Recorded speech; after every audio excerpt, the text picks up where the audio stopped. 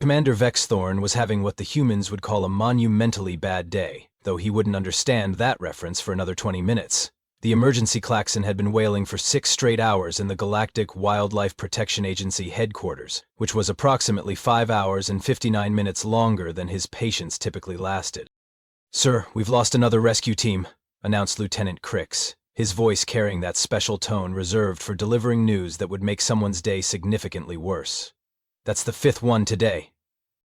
Vex's 4 eyes blinked in sequence, a nervous habit he'd developed during his 40-year career of dealing with the galaxy's most dangerous wildlife situations. "Lost them how, exactly?" "Well, technically they're not lost, sir. They just refused to get within 3 parsecs of the research station. Captain Brutox of the Heavy Assault Marines sent a message." Crix consulted his tablet, clearing his throat dramatically. Quote, "I'd rather wrestle a Venusian acid spitter with my bare tentacles than deal with those things," unquote. "Those things," Vex repeated slowly. "Being cubs." "Yes, sir, baby Razorfangs." Vex leaned back in his chair, which protested with a squeak that somehow managed to sound judgmental. Razorfangs were the apex predators of the Outer Rim, creatures so terrifying that entire star systems had been abandoned just because someone thought they saw one in the distance. Adult Razorfangs had been known to hunt battlecruisers for sport, and now, somehow, 3 cubs were trapped on Research Station Omega-7, which was currently doing its best impression of a collapsing house of cards in a hurricane. "How long until the station's structural integrity gives out completely?" he asked, though he was pretty sure he didn't want to know the answer. 18 hours, sir. Maybe less if they keep trying to claw their way out of the containment area." Beck stared at the holographic display showing the station's deteriorating condition. Red warnings blinked like angry Christmas lights, if Christmas lights could convey existential dread. The irony wasn't lost on him that the galaxy's most feared predators were currently trapped like kittens in a tree, except this tree was in space and about to explode. "Sir?" Crix ventured cautiously. "There is one option we haven't tried yet." Vex's expression suggested he was preparing for news that would somehow make his day even worse. "And that would be?" "We could call a human." The silence that followed was the kind of silence that occurs when someone suggests something so outrageous that it temporarily breaks everyone's ability to process language. Vex's 4 eyes blinked again, but this time not in sequence. This was more of a system reboot blink. "A human," he repeated, as if testing how the words felt in his mouth. They tasted like desperation, with notes of insanity. "I do have a reputation for handling dangerous animals, sir. There was that incident last year where one of them convinced a pack of death wolves to form an orderly queue for medical treatment." Vex remembered that report. He'd filed it under unexplained phenomena because the alternative was filing it under humans are absolutely insane, and that folder was getting uncomfortably thick. "Get me a human," he said finally, the words coming out like he was ordering his own execution. "And Lieutenant, make sure they're certified for dangerous animal rescue. The last thing we need is some amateur getting eaten on live galactic news feeds." "Already on it, sir. I found someone perfect. Jake Morrison, wildlife specialist from Earth. His references are interesting." As Crix busied himself with making what was possibly the strangest emergency call in GWPA history, Vex couldn't help but wonder if this was how his career was going to end. Not with a bang, not with a whimper, but with a human doing something that would probably make him question everything he thought he knew about the universe. Again, the video call connected with that peculiar static that suggested it was traveling through about 17 different relay stations, each one probably wondering why anyone would want to contact the 3rd planet from an unremarkable yellow star. When Jake Morrison's face appeared on screen, Vex's first thought was that this had to be some kind of mistake. The human was sitting in what appeared to be a kitchen, casually spooning cereal into his mouth, while wearing a t-shirt that read, "I survived the Australian outback and all I got was this lousy scar." He looked like he'd just rolled out of bed, which, given Earth's time zones, he probably had. "Morning," Jake said around a mouthful of cereal, raising his spoon in what Vex assumed was a greeting. "You the guy with the animal problem?" Vex struggled to reconcile this laid-back individual with the species that had somehow convinced death wolves to form queues. "Commander Vex Thorn, Galactic Wildlife Protection Agency." "Mr. Morrison, I need to stress the severity of this situation. We have 3 Razorfang cubs trapped on a collapsing research station. Every trained rescue team in the sector has refused the mission." Jake paused mid-chew, raising an eyebrow. "Razorfangs. Those the big lizard cat things with all the teeth? Lizard cat things, Vex repeated faintly. Mr. Morrison, these are apex predators. Adult razor fangs have been known to hunt starships. Their cubs are still capable of ripping through reinforced titanium with their claws. Right, scared babies then, Jake nodded, taking another bite. How old are we talking? Approximately 6 months in your Earth time. So basically teenagers. Got it. Jake set down his bowl and leaned closer to the screen. What's the timeline? 17 hours before complete structural failure. Jake glanced at something off-screen, presumably a clock. I can be there in 12. What's the pay? Vex blinked all 4 eyes simultaneously. In his 40 years of wildlife management, no one had ever asked about payment before asking about survival odds. Standard galactic rescue rates apply, but, Mr. Morrison, I feel I should emphasize that these creatures have terrified, experienced combat veterans. Our best military units won't go near them. Yeah, that's usually the problem, Jake said, standing up and walking toward what looked like an equipment closet. People see big teeth and claws and assume the worst. Most of the time, scared animals just need someone who isn't afraid of them. Mr. Morrison, with all due respect, your species has something of a reputation in the galactic community. Jake paused in his packing, a curious expression crossing his face. What kind of reputation?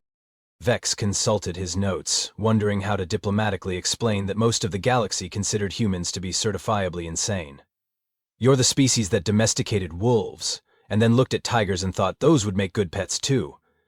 There are reports of your people keeping venomous snakes in glass containers in their homes, for fun. Oh, that reputation, Jake grinned, tossing what appeared to be a spray bottle into a duffel bag. Yeah, fair enough. Look, Commander, animals are animals. Doesn't matter if they're from Earth or the Outer Rim. They want food, safety, and not to be scared. Everything else is just details. Details, Vex muttered, watching the human pack what looked suspiciously like dog treats alongside serious-looking rescue equipment. Mr. Morrison, what exactly is your plan for handling 3 terrified apex predators? Jake held up the spray bottle. Same thing I use on misbehaving house cats. Firm, but gentle guidance, positive reinforcement, and, if all else fails, distraction techniques. He paused, considering. Might want to have the station's food replicators ready to produce about 50 pounds of fresh meat. Growing cubs are always hungry. You're going to feed them? Well, yeah. Hard to be scared and angry when you're having dinner. As Jake continued his apparently casual preparation for what every military expert in the galaxy had deemed a suicide mission, Vex found himself wondering if humans were brave, insane, or if there was actually no difference between the two. Transport will be there in an hour, Vex said finally. And Mr. Morrison, good luck. Thanks, Commander. Oh, and don't worry about the whole apex predator thing. I grew up in Florida. This should be pretty routine. The call ended, leaving Vex staring at a blank screen and wondering what, exactly, he had just unleashed upon the galaxy. 12 hours later, Jake Morrison arrived at the disaster site aboard the transport ship Cautious Optimism, a name that Captain Zilt was beginning to think showed a dangerous lack of foresight. The good news was that Research Station Omega-7 was still structurally intact. The bad news was that structurally intact was being generous, and the station was now listing at an angle that suggested it was auditioning for a role in a disaster movie. Human vessel, this is Rescue Command, came Vex's voice over the comm, tinged with what Jake was learning to recognize as perpetual anxiety. Please maintain minimum safe distance of 50,000 kilometers until we can assess the situation. Jake looked out the viewport at the other rescue ships, which were maintaining what could generously be called a neighborhood safe distance. Some of them appeared to be parked in entirely different star systems. Copy that, Command, Captain Zilt replied, his tentacles nervously adjusting controls. Though I should mention, our passengers seems to have different ideas about what constitutes a safe distance. Jake was already suiting up in the transport bay, checking his equipment with the same casual efficiency most people reserved for packing lunch. Captain, how close can you get me to the docking bay? Close? Zilt's voice cracked slightly. Friend Jake, the docking bay has warning signs in 47 different languages. 3 of them just say no in increasingly large fonts. Yeah, but those are for people who don't know what they're doing, Jake said, clipping a utility belt loaded with what looked like pet supplies around his waist. I brought jerky. Through the viewports, they could see Research Station Omega-7 rotating slowly, occasional sparks flying from damaged sections. What they couldn't see, but everyone knew was there, were 3 juvenile razorfangs somewhere in the containment levels, probably working themselves into an increasingly agitated state. All stations, this is Rescue Command. Vex's voice crackled over the general frequency. The human is requesting immediate approach to the docking bay. All observers are advised to maintain current distances and prepare emergency jump coordinates. Emergency jump coordinates? Jake asked, raising an eyebrow as he checked his oxygen levels. Standard protocol when dealing with your species, Captain Zilt explained apologetically. Last time humans got involved with a rescue operation, they somehow convinced a colony of void spiders to help with repairs. The paperwork alone took 6 months. Jake shrugged, pulling on his helmet. Sounds efficient. As the cautious optimism approached the station, Jake could hear increasing chatter over the comm channels. Apparently, word had gotten out that a human was actually going to attempt this rescue, and half the sector had tuned in to watch what they assumed would be either a miracle or a spectacular disaster. Transport approaching Station Omega-7, Captain Zilt announced, his voice steady despite his obvious nervousness. Human Morrison, you are go for docking bay approach. Copy that, Jake replied, securing his duffel bag and moving toward the airlock. Oh, and Captain, when I get back with the Cubs, maybe have some music ready? Something calm. They're probably pretty stressed. Music, Zilt repeated faintly. For the apex predators. Classical works best. Mozart if you've got it. The docking bay of Research Station Omega-7 looked exactly like what Jake expected from a place that had been evacuated in panic. Emergency lights cast everything in an ominous red glow. Debris floated in the low gravity, and the walls were decorated with scratch marks that suggested someone, or something, had been very upset about the situation. Jake Morrison, entering the station, he announced over the comm. First impression is that someone really needs to work on their interior decorating. Mr. Morrison, came Vex's voice, tight with worry. Please proceed with extreme caution. The Cubs were last detected in containment level 7. That's the level with the most warning signs. Jake consulted the station map on his wrist display, noting that containment level 7 was helpfully marked with skull symbols and what appeared to be a cartoon drawing of something with too many teeth. Got it. Heading down now, he said, beginning his trek through corridors that looked like they'd been designed by someone with a serious phobia of cheerful lighting.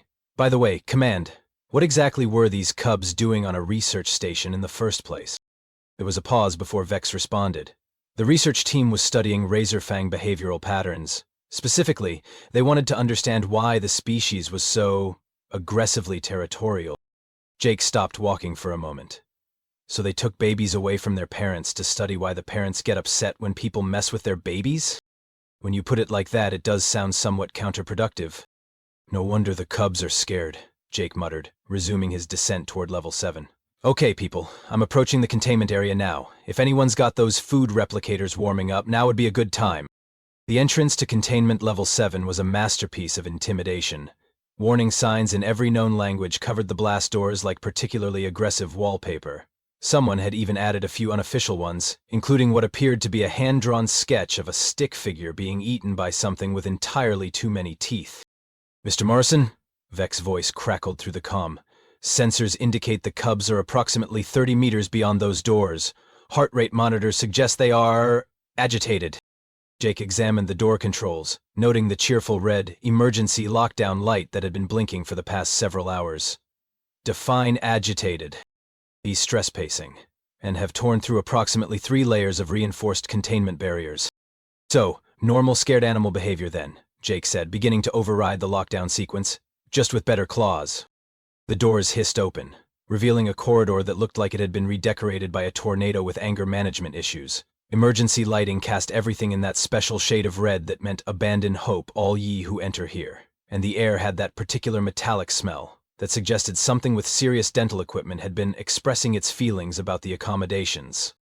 Okay, Cubs, Jake called out as he stepped into the corridor, his voice carrying that specific tone every pet owner recognized as, I'm not mad, just disappointed. I know you're scared, but we need to talk about the property damage. A sound echoed from deeper in the containment area.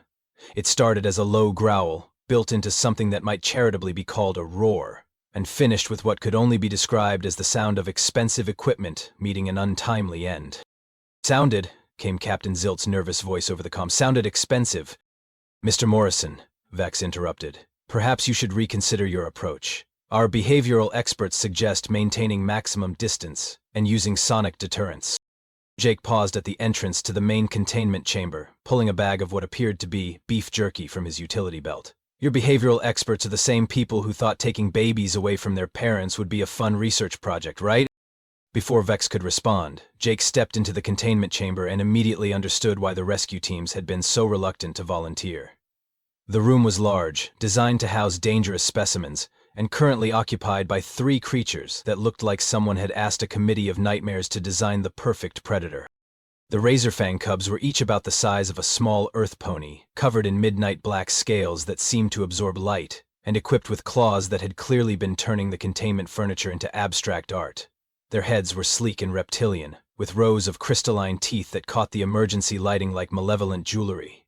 When they turned to look at Jake, their eyes glowed with an inner light that suggested they were running on pure adrenaline and bad decision. "Oh, you guys are beautiful," Jake said and meant it. "And absolutely terrified, aren't you?" The largest cub, apparently the designated spokesperson for the group, let out a sound that was part hiss, part growl, and entirely threatening. Its siblings flanked it, forming what any military tactician would recognize as a classic predator formation. "All stations," came a panicked voice over the general comm frequency. "The human just called them beautiful. Repeat, the human finds the apex predators aesthetically pleasing." Jake ignored the commentary, slowly crouching down to make himself less imposing. "Okay, kids, here's the situation. Your temporary accommodations are about to become significantly less temporary due to structural failure. I'm here to help you relocate to somewhere with better lighting and fewer emergency klaxons."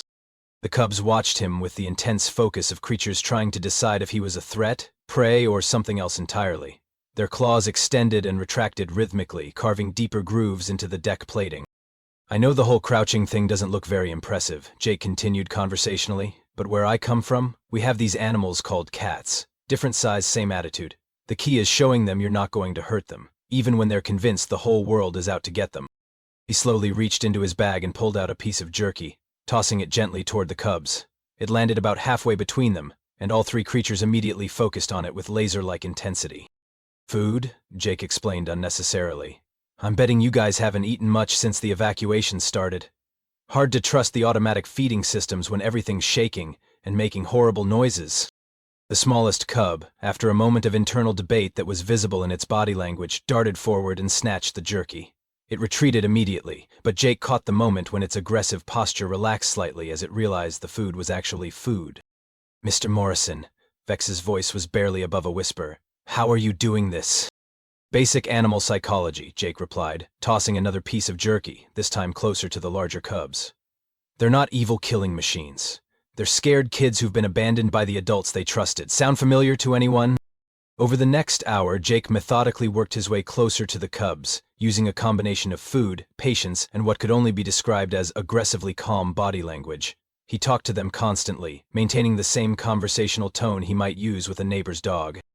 "The thing about being an apex predator," he explained to them while slowly extending his hand for the largest cub to investigate, "is that everyone expects you to be scary all the time. But I bet most of the time, you guys just want to nap in the sun and maybe chase something that moves funny."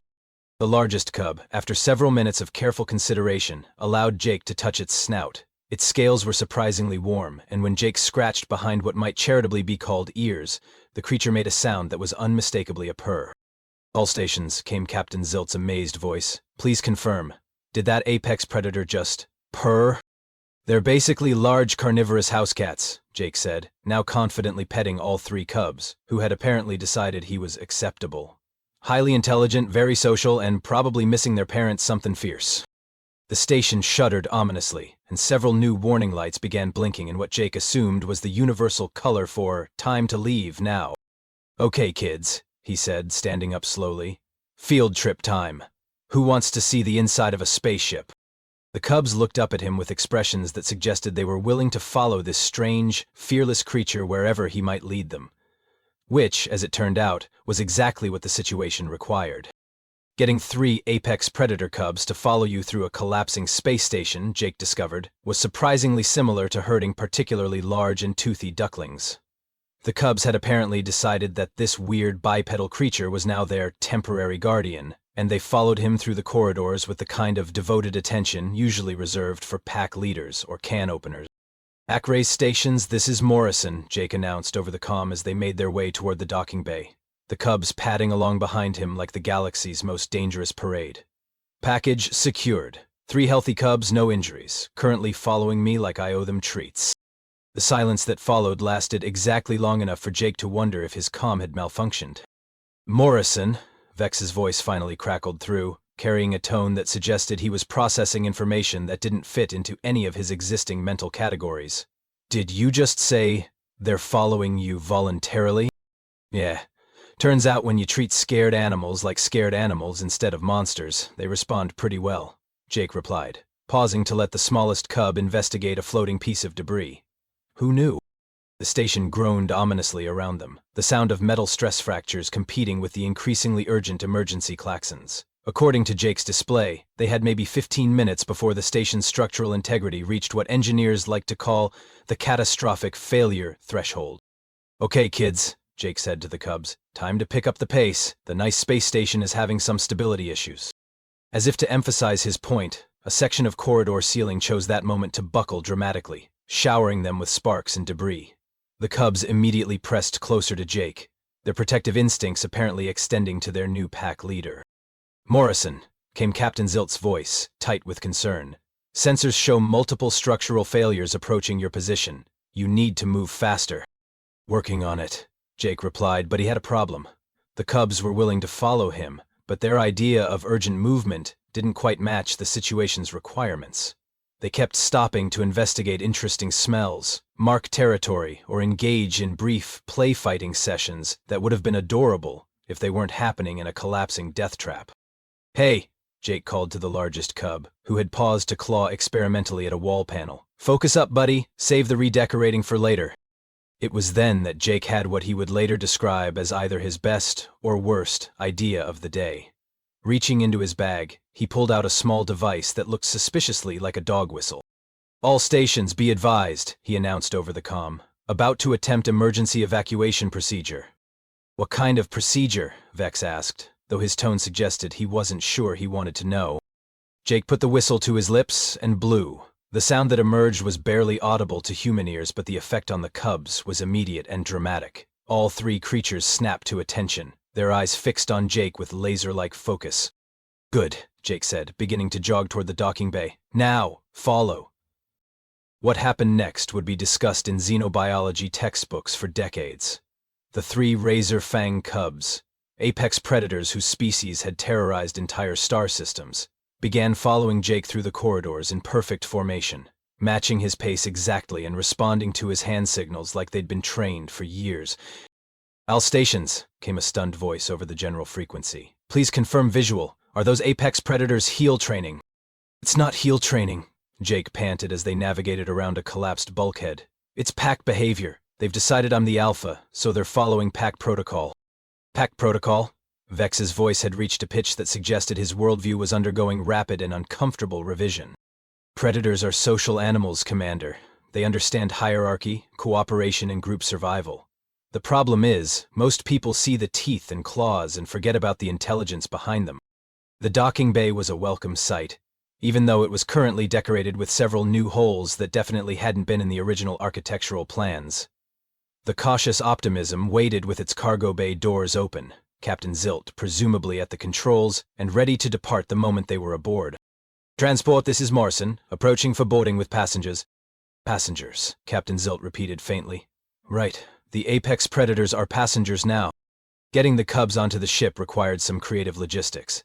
They were perfectly willing to follow Jake, but the unfamiliar environment of the cargo bay made them nervous. Jake solved this problem with a combination of patience, treats, and what he privately thought of as aggressive cheerfulness. This is a spaceship, he explained to them, as if conducting a guided tour. It's like a really fast cave that travels between stars. Very safe, excellent climate control, and the artificial gravity is top-notch. The cubs explored their new surroundings with the cautious curiosity of intelligent creatures in unfamiliar territory. When they seemed satisfied that the cargo bay wasn't going to eat them, they settled down in a rough circle with Jake in the center, apparently having decided that their new pack leader needed protection. Morrison to command, Jake announced as the ship undocked from the disintegrating station. All passengers secured and comfortable. Beginning transit to designated drop-off coordinates. Drop-off coordinates? Vex asked. Well, yeah. I assume you've got somewhere safe to take them where they can be reunited with their family group. There was a pause that lasted long enough to be uncomfortable. Mr. Morrison, Vex said carefully, the cub's parents were relocated to a different system when the research began. Standard safety protocol. Jake stopped scratching behind the largest cub's ears, a motion that caused all three creatures to look at him with concern. Let me get this straight, Jake said, his voice carrying a tone that Captain Zilt would later describe as ominous calm. You took babies away from their parents for research purposes, put the parents in a completely different star system, and now you're surprised that the babies are traumatized? When you put it like that… Commander, Jake continued, I'm going to need those parent location coordinates, because these kids are going home. In the cargo bay of the Cautious Optimism, three juvenile Razorfangs looked up at their human pack leader with something that might have been trust, while their new guardian began planning what would either be the most heartwarming reunion in galactic history or a diplomatic incident that would require entirely new categories of paperwork. Possibly both. The planet designated as Razorfang Relocation Site Alpha looked exactly like the kind of place bureaucrats chose when they wanted to solve a problem by making it someone else's responsibility. It was a perfectly adequate world with suitable climate, proper atmospheric composition, and the kind of bland, unremarkable terrain that suggested no one had put much thought into whether the relocated inhabitants might actually like living there. All stations, this is Morrison, Jake announced as the Cautious Optimism descended through the atmosphere, his three passengers pressed against the cargo bay viewports with obvious excitement. Approaching designated coordinates for family reunion. Mr. Morrison. Vex's voice carried the tone of someone who had spent the past 18 hours alternating between amazement and administrative panic. I feel compelled to remind you that adult Razorfangs are significantly more substantial than their offspring. Jake glanced at the cubs, who were making soft chirping sounds as they recognized familiar scents through the ship's air recycling system. Commander, they're parents who've been separated from their kids for months. I'm more worried about them being traumatized than dangerous. Traumatized apex predators are still apex predators, Morrison. Fair point, Jake conceded, checking his equipment one final time. But I've got a spray bottle and 20 years of experience with upset animals. How bad could it be? The answer to that question became apparent approximately 30 seconds after the cargo bay doors opened. Adult Razorfangs, Jake discovered, were impressive in the way that natural disasters were impressive. The two creatures that emerged from the tree line moved with the fluid grace of apex predators and the focused intensity of parents who had been worried sick for months. They were easily 3 times the size of their offspring, covered in the same midnight scales but marked with the scars and bearing of creatures who had earned their place at the top of the food chain. Okay, Jake said, stepping out of the cargo bay with the cubs padding eagerly behind him. Everyone stay calm. This is a happy reunion, not a territorial dispute. The adult Razorfang stopped about 50 meters away, their glowing eyes fixed on the small figures following the strange bipedal creature. For a moment, the air was filled with the kind of tension that suggested the universe was holding its breath. Then the smallest cub broke ranks and charged toward the adults with a cry that was unmistakably joyful. What followed was a reunion that would have melted the hearts of every parenting guide ever written, if parenting guides typically included sections on creatures with retractable claws and bioluminescent eyes. The adult Razorfangs descended on their offspring with a combination of relief, affection, and the kind of thorough sniffing examination that suggested they were checking for injuries, proper nutrition, and whether anyone had been mean to their babies. All stations, came Captain Zilt's wondering voice over the comm. Please confirm visual. Are those apex predators nuzzling? Family bonding behavior, Jake explained, watching as the reunited family engaged in what could only be described as the galaxy's most dangerous group hug. Perfectly normal for social predators. It was then that the adult Razorfangs turned their attention to Jake. The approach of 2 fully grown apex predators should have been terrifying. These were creatures that had hunted battleships, terrorized star systems, and featured in the nightmares of hardened combat veterans. Instead, Jake found himself on the receiving end of what could only be described as the galaxy's most intimidating thank you. The larger adult, presumably the cub's primary guardian, approached Jake with the careful deliberation of a creature trying to express gratitude to something it couldn't quite categorize. When it gently bumped its massive head against Jake's shoulder, the gesture carried a weight of meaning that transcended species barriers. You're welcome, Jake said simply, reaching up to scratch behind the creature's ear ridge. They're good kids. You should be proud. The sound that emerged from the adult Razorfang was unlike anything in the galactic databases. It was deep, resonant, and carried emotional undertones that suggested these creatures were far more complex than anyone had given them credit for. Morrison? Vex's voice was barely above a whisper. Sensors indicate the adult specimens are exhibiting what appears to be gratitude behavior. Turns out apex predators are people too, Commander. They just have better teeth and a more direct approach to problem solving. As Jake prepared to leave the reunited family to their catching up, the smallest cub approached him one final time. It looked up at him with those glowing eyes, made a soft chirping sound, and then did something that would be replayed on galactic news feeds for years to come. It gently took Jake's hand in its mouth, careful not to let its razor-sharp teeth make contact with skin, and held it there for a moment in what any animal behaviorist would recognize as a display of trust and affection. "Well," Jake said, gently extracting his hand and giving the cub one final pat, "you guys take care of yourselves, and maybe stay away from research stations for a while." Back aboard the cautious Optimism, as they departed the planet and left the Razorfang family to their reunion, Jake settled into his passenger seat with the satisfaction of a job well done. "Morrison," Vex's voice came over the comm, carrying a tone of profound bewilderment, "I need to ask, how did you know that would work?" Jake considered the question while watching the planet shrink in the viewport. "Commander, every species in the galaxy seems to think humans are either incredibly brave or completely insane for the way we interact with dangerous animals. And which is it?" "Neither," Jake said with a grin. "We just understand something that the rest of you seem to have forgotten. Every creature in the universe, no matter how big, how dangerous, or how many teeth it has, started out as someone's baby. And every parent, whether they breathe oxygen or methane, whether they have fur or scales or tentacles, loves their kids and wants them to be safe." He paused, watching the stars wheel past the viewport. "The thing is, once you remember that, everything else is just details." In the months that followed, Jake's approach to dangerous animal rescue would revolutionize galactic wildlife management.